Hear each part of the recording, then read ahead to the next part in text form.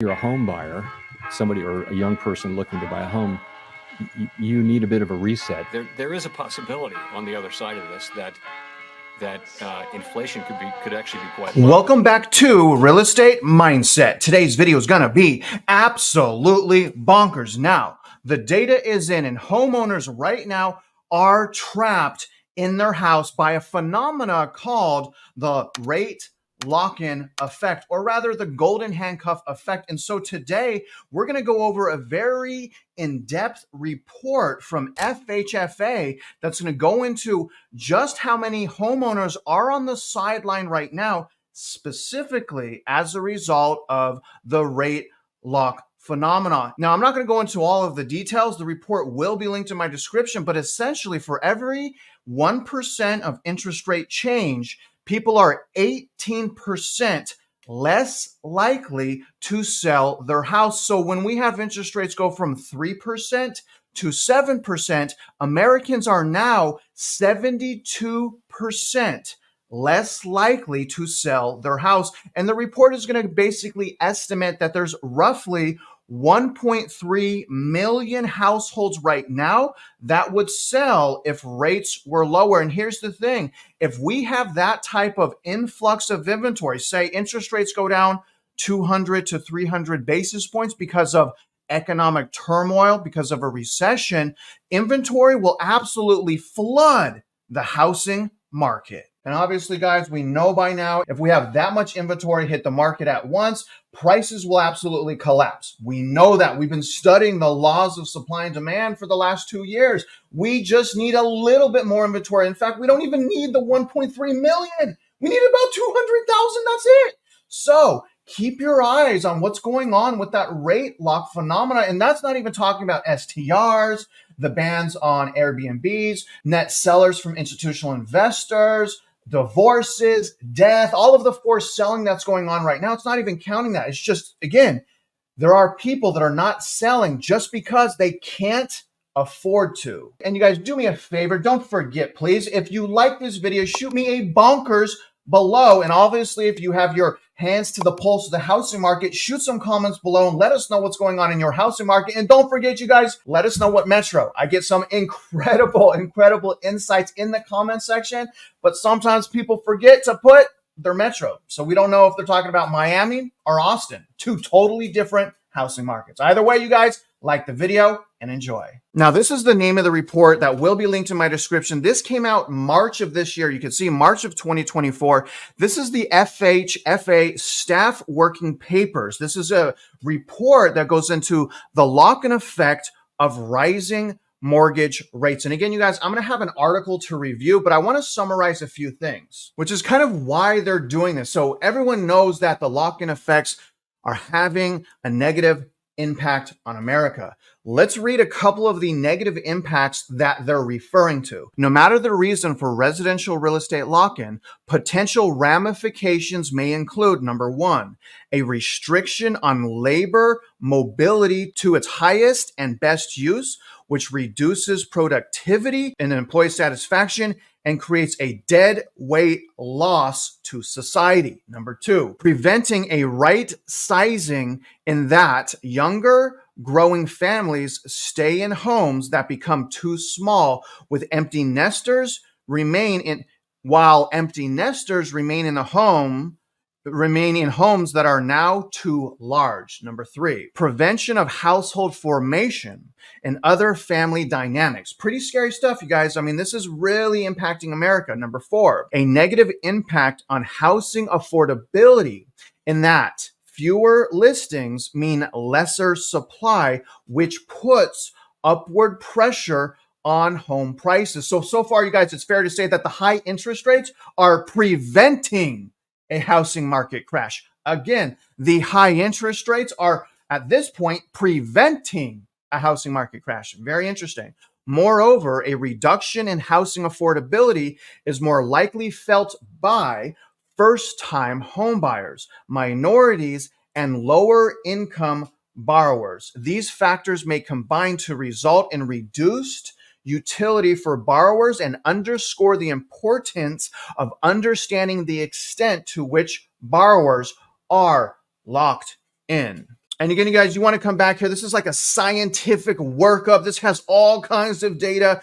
I'm going to spare you guys the details and just summarize it. But I mean, look at this. This is a very intriguing paper. So if you do want to come back and really dig into the effects of this, read this report. But what I'm going to do is summarize it by accessing two articles. Now, the first thing that I want to show you guys is the number of people that are potentially on the sideline by accessing this article. So all we're going to do in this article is look at this chart. But I'm going to tell you guys, I think that this is too low. I think it's more than 1.3 million. And this doesn't count for the people that are trapped upside down in their house, which may be 8 to 10 million people. So I'm estimating 8 to 10 million people can't sell their house because they don't have the equity to do so. Remember, it costs 8% roughly to sell your house, the 6% for realtors and 2% for closing costs. But look at this, guys. Here's home sales. This is just an estimate based off of the report. Okay, so these are articles that were written based on the report that I just briefly went through. Now, home sales lost due to the lock-in effect by quarter as estimated by the Federal Housing Finance Agency. And you guys can see how this is pretty much picking up. So more and more people are becoming more and more desperate to sell. But what's very intriguing, you guys, and this is just measuring Q2 of 2022 to Q4 of 2023, they have found over 1.3 million homes that would have sold from that period of time. Again, Q2 of 2022 to Q4 of 2023, 1.3 million people would have sold.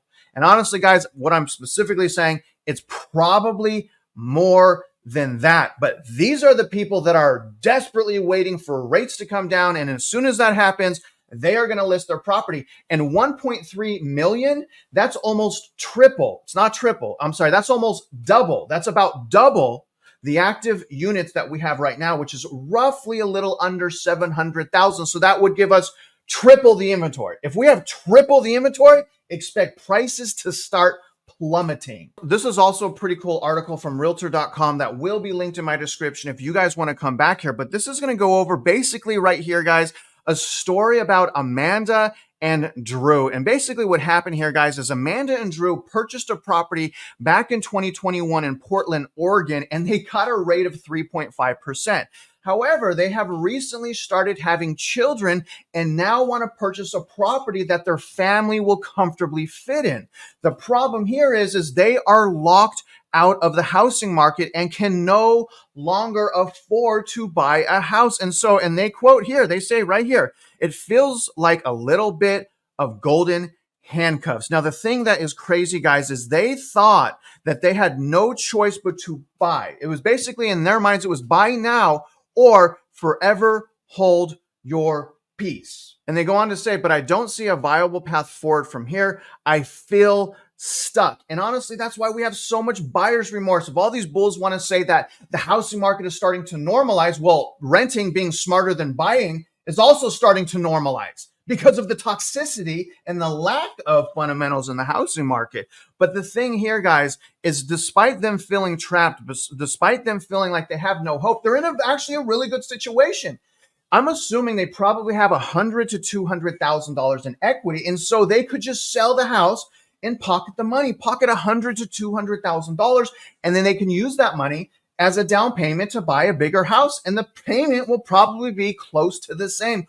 Or they can rent a bigger house for cheaper. They have a lot of options. Right now is still overall an exceptional time to sell. In fact, it's such a great time to sell. I have listed my own property on the market to sell. However, I'm in Houston, Texas. I don't think I'm going to be able to get market for my house. It's been on the market for a little while. If I could just get market value for my property, I'll sell. I'm sick of it. I don't want to be a landlord. I just want to cash in. I want to take my money and I'll figure it out as I go along.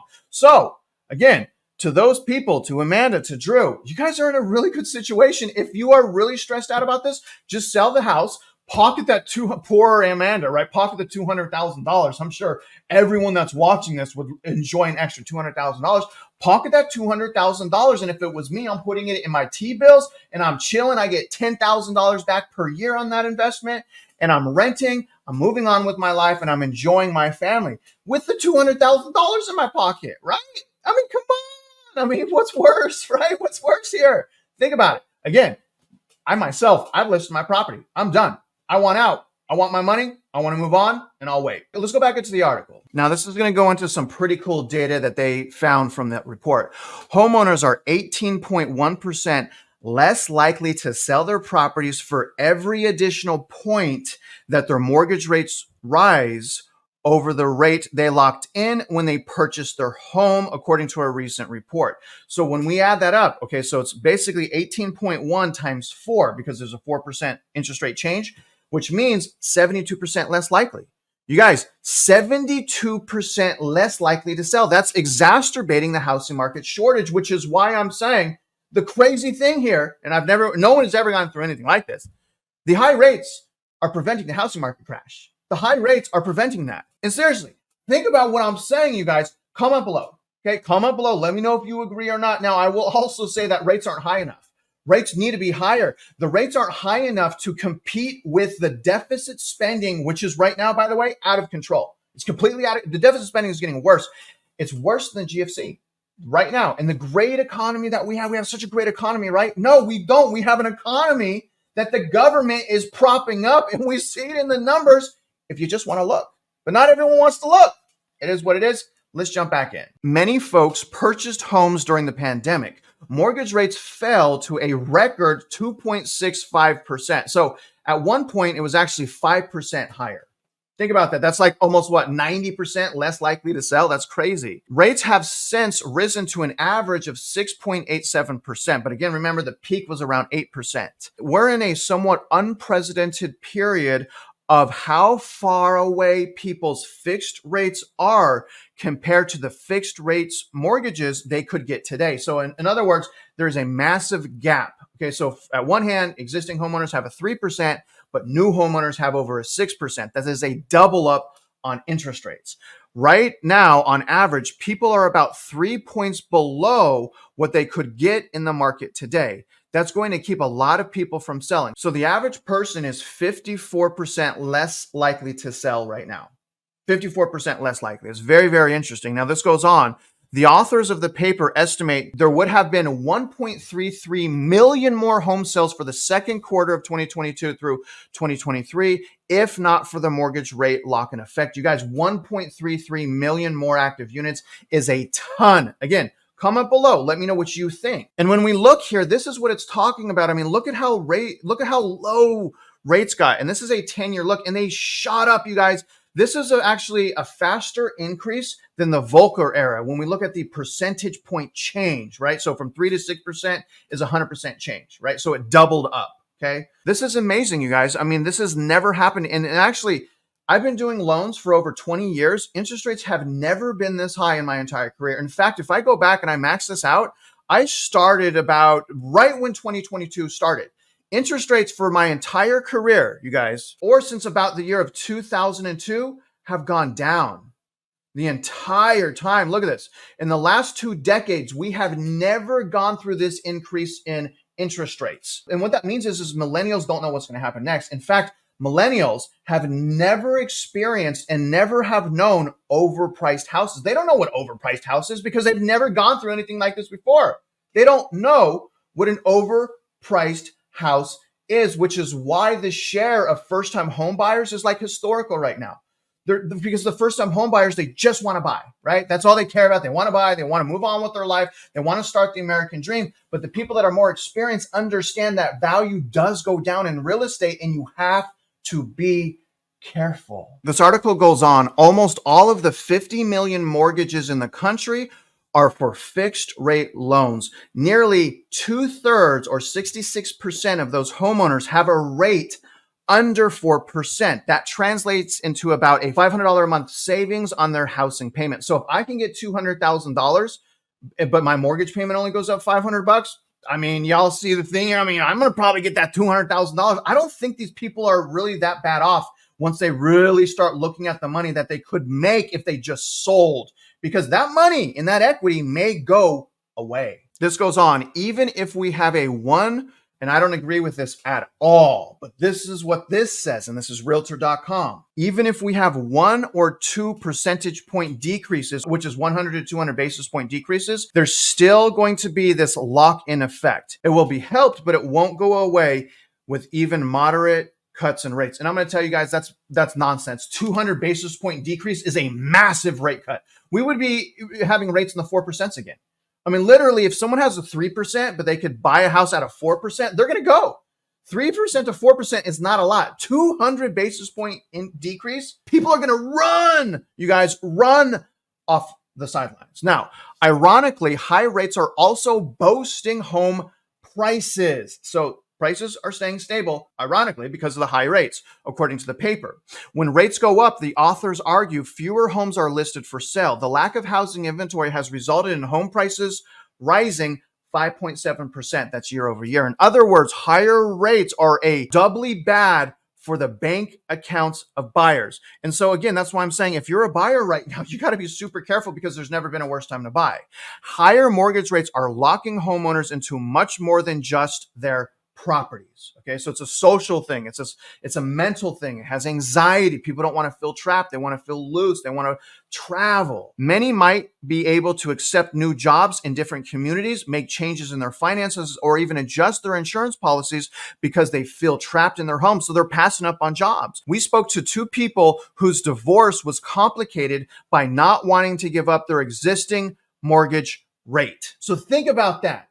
You feel in your head that you're so trapped and locked in that you're preventing yourself from getting divorced. Now, first of all, I don't believe in divorce. I think divorce is an American tragedy. I know in certain situations it's okay, but I'm saying overall, it's a tragedy. We're supposed to stay married. But regardless, you guys, the anxiety that it's creating is ridiculous. Just sell your house, right? Unless you're upside down. If you purchased after 2022, depending on the metro, you're probably upside down in your house, right? But the point that I'm trying to make here is the golden handcuff effect is shriveling away, even without rate cuts. So when the rates do get cut, expect an inventory surge and expect that inventory surge to put downward pressure on prices of houses. And I say that because the reason prices went up to begin with is because of the lack of active units for sale. So now buyers are just using their emotion to purchase in most situations, not all. And so it makes sense. Very, very complicated stuff going on here. Never gone through anything like this before. My personal biggest worry